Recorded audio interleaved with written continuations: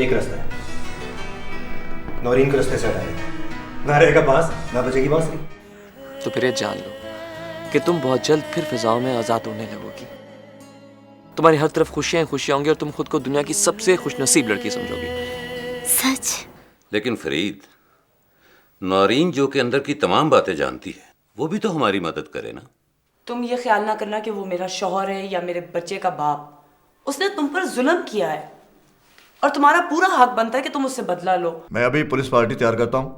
नजीर, जल्दी से police party तैयार करो, गिरफ्तारी के लिए जाना है।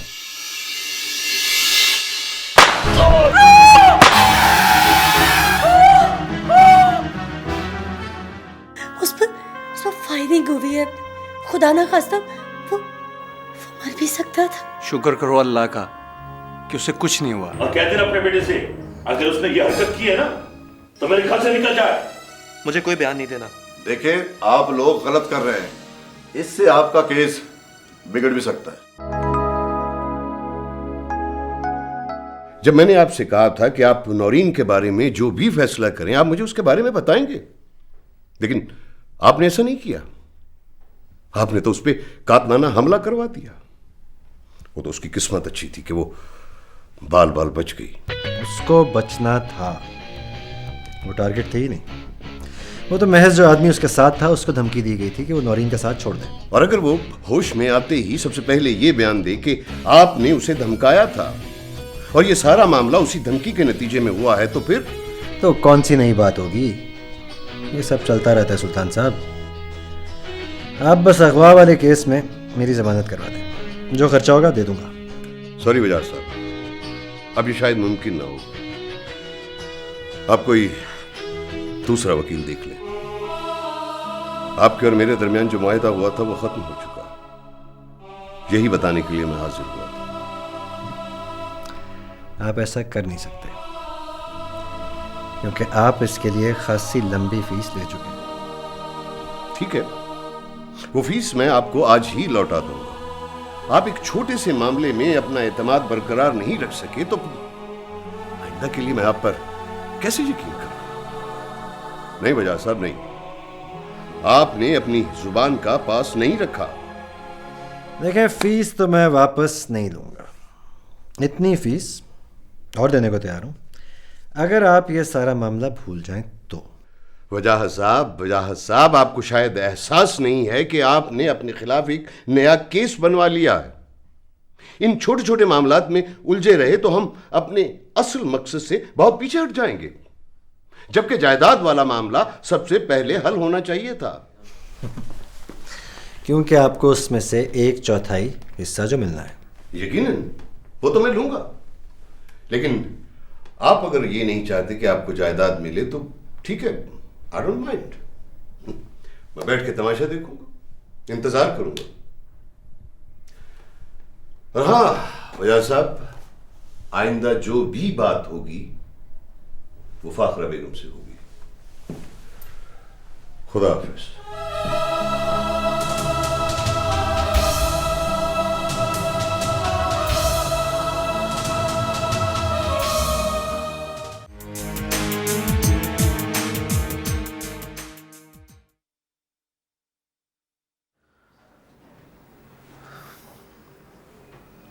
नौरीन, इतने दिनों से तुमने रेस्ट नहीं किया, कुछ देर घर जाकर आराम कर लो। आसमा को भेज दो। आसमा तो आना चाह रही थी लेकिन मैंने खुद ही मना कर दिया। उसका छोटा सा बच्चा है, वैसे भी इस वक्त उसका घर से निकलना खतरे से खाली नहीं। वजाहत को जरा भी भनक पड़ गई ना तो वो यहाँ आ जाए।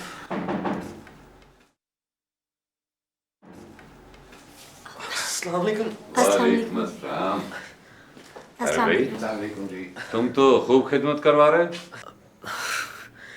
सर आप प्लीज बैठिए तो सही। अब प्लीज बैठे ना। Thank you. हाँ तो फरीद, और सुनाओ, कैसे हो?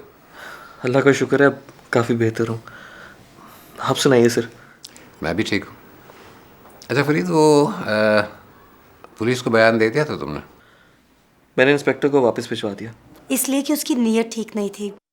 आप ही बताइए बैरिस्टर साहब, कि इतनी जल्दी दुश्मन को कैसे पता चल सकता है कि हम थाने में हैं? मैं भी यही सोच रहा हूँ। इसका मतलब है कि ऊपर बात करनी पड़ेगी। तो इसका मतलब ये हुआ बैरिस्टर साहब, क्या पुलिस पर भी एतबार नहीं किया जा सकता? नहीं नहीं, ऐसी बात तो नहीं है, सभी ऐसे नहीं होते। काली भेड़ें तो हर जगह होती हैं। फरीद, ऐसा है कि मैं कुछ गार्ड्स का बंदोबस्त करता हूँ, वो यहाँ तुम्हारे इर्द गिर्द ही रहेंगे। तुम किसी किस्म की फिक्र नहीं करना। अच्छा, अब इजाज़त दीजिए। सर आप प्लीज कुछ देर तो बैठिए। नौरीन, कुछ चाय वगैरह? आप बैठे, मैं चाय लेके आती हूँ। नहीं, बहुत शुक्रिया। हम सिर्फ फरीद को देखने आए थे। बैरिस्टर साहब ने अदालत भी जाना है। और ख्याल रखिएगा। अल्लाह हाफ़िज़।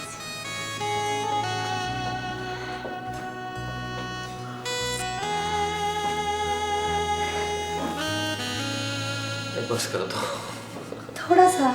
उस वक्त से खिलाई जा रही हो।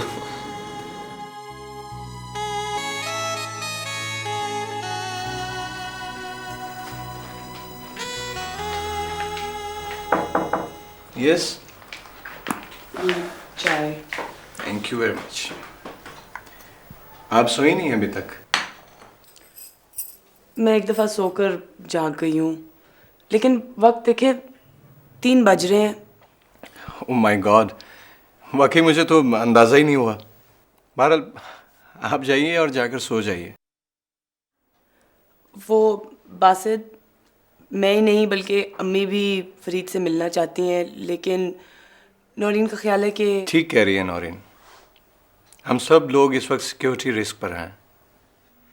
वजाहत पहले नौरीन को अगवा कर चुका है और उसके बाद उसने फरीद पर कातलाना हमला भी किया। इसके बाद अगर तुम घर से बाहर निकलोगी तो लोगों की नज़रों में आ जाओगी। चलो, मुझे ना सही, लेकिन अम्मी को तो ले जाएं। वो फरीद के पास जाएंगी और नौरीन को इस तरह आराम करने का वक्त भी मिल जाएगा। ठीक है, मैं सुबह ही अम्मा को हॉस्पिटल ले जाऊंगा। चलो, थैंक यू।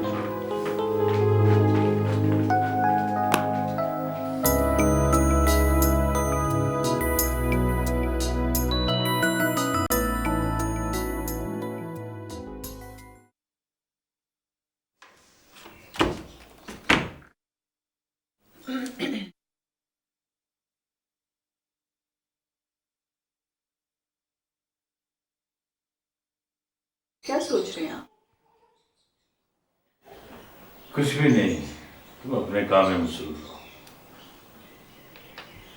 फिर भी आप तो इस कदर गहरी सोच में है कि आपको इर्द-गिर्द का कुछ एहसास ही कोई नहीं। क्या बात है? बात कुछ भी हो पाखा बेटा, तुम माँ बेटे को क्या, और ना ही मेरा कोई तुमसे बात करने का फायदा। ये आप कैसी बातें कर रहे हैं? आखिर ऐसी क्या बात हो गई है? तुम्हारे बेटे ने फिर अहमकाना हरकत की है, जल्दबाजी से काम लिया, सब कुछ उलझा दिया उसने। तो क्या जरूरत थी नौरीन पे कातलाना हमला करवाने की? पता नहीं किस किस से बात करनी पड़ी मुझे। ये तो खुदा का शुक्र है कि उसने सीधे सीधे वजाहत का नाम नहीं लिया। बहरहाल मैंने तो ये फैसला कर लिया है कि अब न मैं तुम्हारे बेटे से कोई बात करूंगा, ना उसके किसी मामले में आऊंगा। कार हमारा बेटा है, औलाद है हमारी, आखिर हमने तो उसको... बस बस बस, आज तक तुम यही बातें करके मुझे जज्बाती ब्लैकमेल करती रही हो। दिन ब दिन हालात बिगड़ते ही जा रहे हैं, कुछ काबू में नहीं आ रहा, और मामला चारों तरफ से घूमकर नौरीन पर ही आके अटकता है। वो इस वक्त हरीफों के चुंगल में, वो उससे कुछ भी करवा सकते हैं। वो तो अब और ज्यादा भड़केंगे क्योंकि उनका बंदा अस्पताल में। मैंने उस नौरीन से सब कुछ बहुत इत्मीनान से छीन लेना था, लेकिन तुम्हारे बेटे को अपनी अना अजीज थी। मैं क्या करूं वकार, मैं तो फंस कर रह गई हूं। तुम माँ बेटा जो दिल में आएगा, लेकिन मेरे रास्ते में ना हो।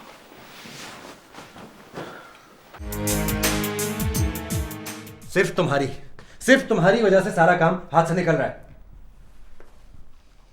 सुबह सुबह मामा का फोन आ गया, पापा अलग नाराज बैठे हैं। की नाराजगी का नहीं है, लेकिन वकील वाला मामला हाथ से निकल रहा है। कहता है कि अब आपसे बात ही नहीं होगी। हिम्मत देखी है उसकी? यार मजीद, मानता हूँ यार कि गलती हुई मुझसे, लेकिन तू मेरी नीयत पर शक नहीं कर सकता।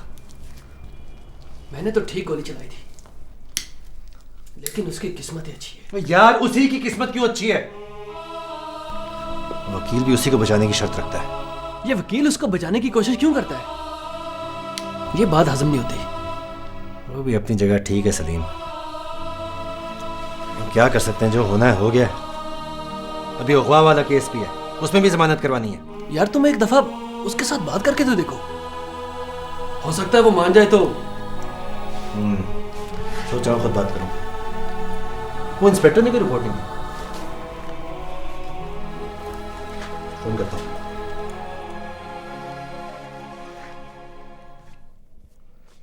जी इंस्पेक्टर साहब। हाँ वजीब भाई, मैं बयान लेने के लिए गया था, लेकिन उन्होंने मुझे कुछ बताया ही नहीं।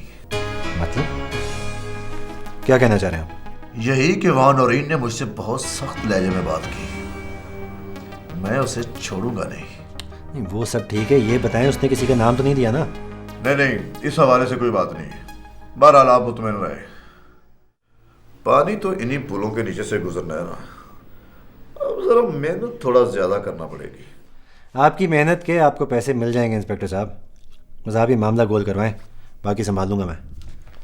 ऐसा ही होगा। ठीक है, फिर बात करूंगा आपसे। क्या कहता है ये? यहाँ तो मामला ठीक है, तो वकील वाला मामला किसी तरह ठीक होना चाहिए। तो फिर फोन करना यार उसको। हाँ, उससे फोन पे नहीं, उससे जाके बात करनी होगी। उसे ज़रा समझाना होगा कि उसे फिक्र किस बात की है। उसे तो जायदाद मिल ही जाएगी, चाहे नौरीन रहे या ना रहे। उससे ये भी समझाओ कि हमारे जितने भी केसेस हैं उन्हें जल्द अज जल्द ख़त्म करें, ताकि हमारे सारे मामला ठीक हो। करता हूँ उससे बात भी।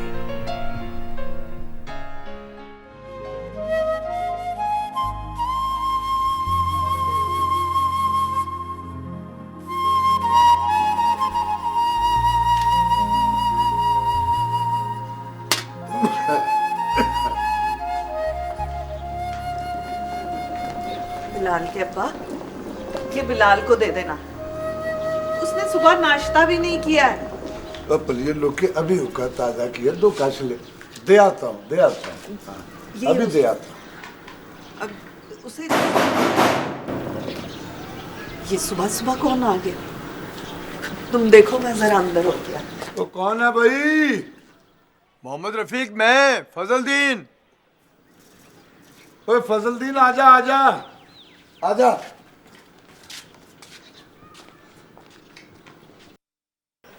ओए फजलदीन, इतनी सवेरे सवेरे खैर तो है ना? वो फाखरा बेगम आई हैं। मोहम्मद रफीक, जानते हो ना कौन है वो? हाँ, कहाँ है वो? वो गाड़ी में है, आपसे कोई बात करना चाहती हैं। तो जा बुलाओ उनको, लेके आओ उन्हें। सलमा, ओ सलमा। वो फाखरा बेगम नहीं है, नौरीन वाली, वो आई है। फाखरा बेगम और हमारे घर में? वो फजलदीन ने बताया कि हमसे कोई बात करना चाह रही है। अल्लाह खैर ही करे, मुसीबत हमारे गले ही ना पड़ जाए। मैंने तो सोचा था ये नौरीन वाला मामला खत्म हो गया, लेकिन लगता है इससे तो जान ही नहीं छूटेगी। बक बंद कर, आने दे उसे, देख सुन तो सही वो कहती क्या है।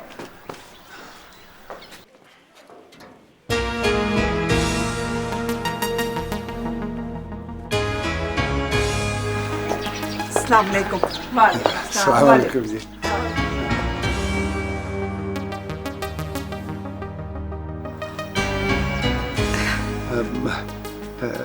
जी बेगम साहबा। देखें रफीक भाई, दुनिया में इंसान ही इंसान की दवा होता है। ये छोटी छोटी गलतफहमियां बड़े बड़े वाकयात को जन्म देती हैं। जी जी। आजकल मैं खुद ऐसे हालात से दो चार हूँ। मैं इस वक्त यहाँ पर आप दोनों की मदद मांगने आई हूँ। मदद और हम बेगम साहबा बात कुछ समझ नहीं आई। मैं समझाती हूँ। आपको तो पता ही है ना कि शाइस्ता बेगम ने नौरीन को अपनी बेटी बनाया हुआ था। वो चाहती थी कि मेरे बेटे वजाहत की शादी नौरीन के साथ हो जाए, मगर नौरीन को ये रिश्ता दिल से पसंद नहीं था। यहीं से गलतफहमी बढ़ी और नौबत यहाँ तक पहुँच गई कि हमारे नवाब खानदान, जिसकी इज्जत सारा जमाना करता है, उसके ऊपर उंगलियां उठने लग पड़ी। लेकिन वो डकैती और गबन के इल्जामात, ये तो सब उस गलत फहमी का नतीजा है ना। अब मैं मजीद जग हसाई नहीं चाहती। नौरीन का जो भी मुतालबा है मैं सब तस्लीम करने को तैयार हूँ। वो आके हसन लॉज में रहे जैसे पहले रहती थी। अगर उसने वजाहत के साथ शादी नहीं करनी तो ना करे, बस खुदा के लिए हमारी इज्जत रख ले। ना बेगम साहब, आप हाथ में जोड़े। आप ये बताएं कि हम आपकी क्या मदद कर सकते हैं। देखें, वो दुश्मनों के हाथ लग चुकी है, जिन्होंने हमारे खानदान की खैर खाई कभी भी नहीं चाहिए। वो पता नहीं कहाँ दर बदर है और यहाँ मैं उसके लिए परेशान हूँ। मैंने उसको हमेशा अपनी बेटी समझा है। आप उसको समझाएं, उसके जो भी मुतालबात हैं हम तस्लीम करेंगे, लेकिन आप मेरी मदद तो कीजिए ना। क्यों नहीं जी, लेकिन हमें नहीं पता कि वो इस वक्त कहाँ है। मैं आपको बताती हूँ वो कहाँ है, लेकिन आप मेरी मदद का वादा कीजिए ना। क्यों नहीं जी, क्यों नहीं। मैं तो खुद उससे मिलने के लिए बड़ा बेताब हूँ।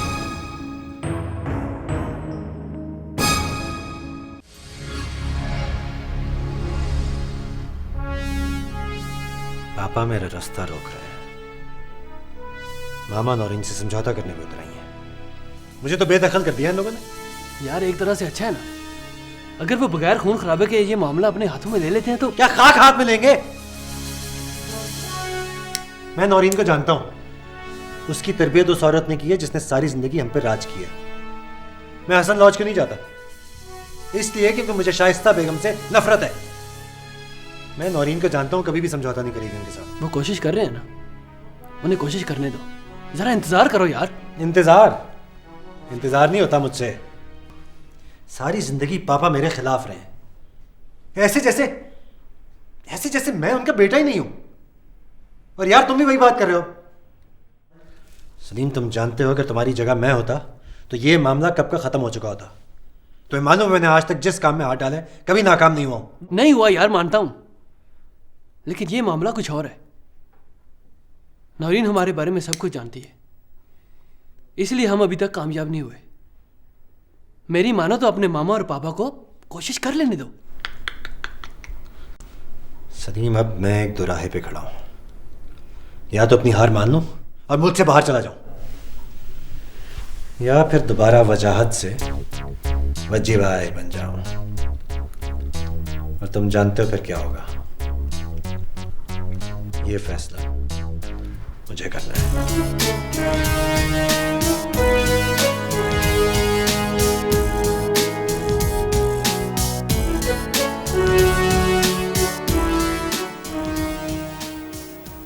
बिलाल के अब्बा। हाँ बोल। सो गए क्या? नींद कहाँ आती है, तू बात कर। सोच रही थी कि नौरीन से किस मुंह से बात करूं। मैंने तो तुझे पहले ही कहा था कि वो बेकसूर है। खामखा के इल्जामात है उस पे। पर मैं भी क्या करती, हर एक के मुंह में यही बात थी और पुलिस वाले भी हमें तंग कर रहे थे। अच्छा ये बता के मुझे उससे बात करनी चाहिए, वो मेरी बात को मान लेगी? तुझे उससे बात करनी चाहिए।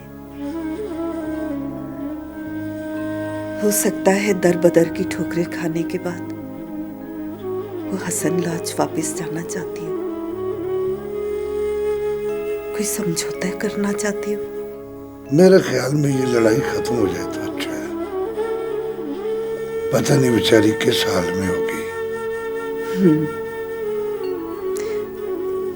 तुम सुबह ही उससे जाकर मिलो ना।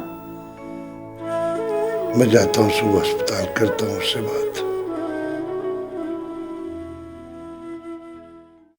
अच्छा चल छोड़ इन सोचों को, सो जा, बड़ी रात हो गई है।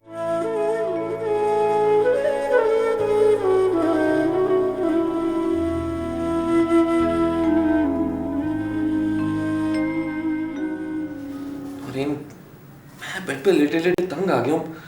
तो डॉक्टर से पूछो तो सही, मैं कब तक घर जा सकता हूँ? डॉक्टर ने कहा है कि 1-2 दिन में डिस्चार्ज कर देंगे। वैसे यहाँ कम से कम तुम रेस्ट तो कर रहे हो ना, घर जाती ऑफिस चले जाओगे।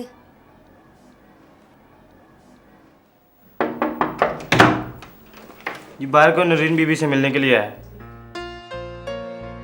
मुझसे मिलने? कौन है? वो कह रहे हैं कि नरीन बीबी के वालिद साहब हैं।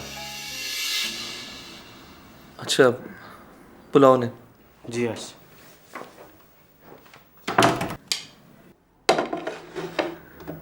अब्बू, उनको कैसे पता चला कि मैं यहाँ? आएंगे तो पूछ लेना।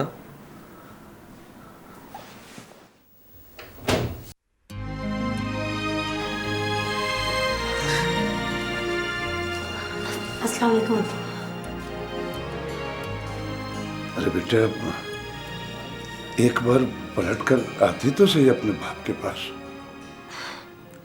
अब्बू, ये फरीद है। अस्सलाम वालेकुम। जी प्लीज तशरीफ रखिए।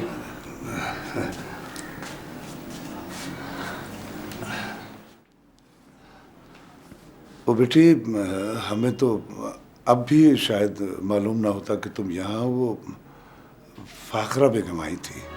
फाखरा बेगम? वो घर आई थी? वो बेटा,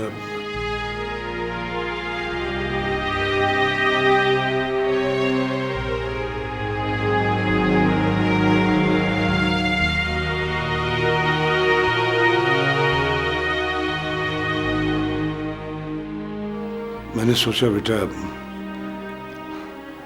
हम तो तुम्हारा ख्याल नहीं रख सके, लेकिन तुम्हारी और फाखरा बेगम की सुलह हो जाए तो बहुत अच्छा होगा बेटी। अब्बू, आपको नहीं पता फाखरा बेगम कैसी औरत है और उसकी सोच का जहर कहाँ तक असर करता है। लेकिन बेटी, वो तो रो रही थी, बाकी तुम बेहतर जानती हो। इसमें भी उसकी कोई ना कोई साजिश जरूर होगी।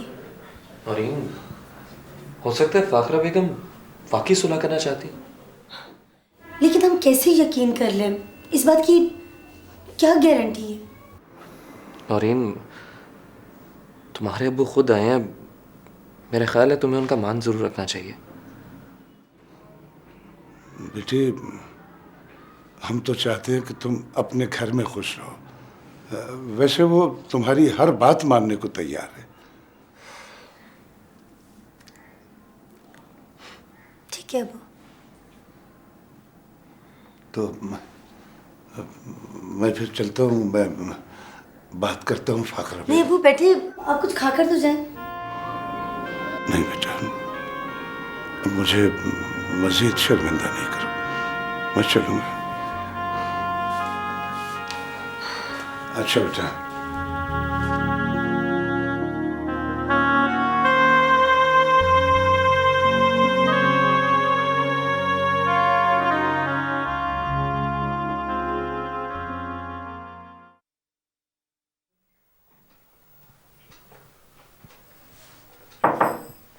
हाय।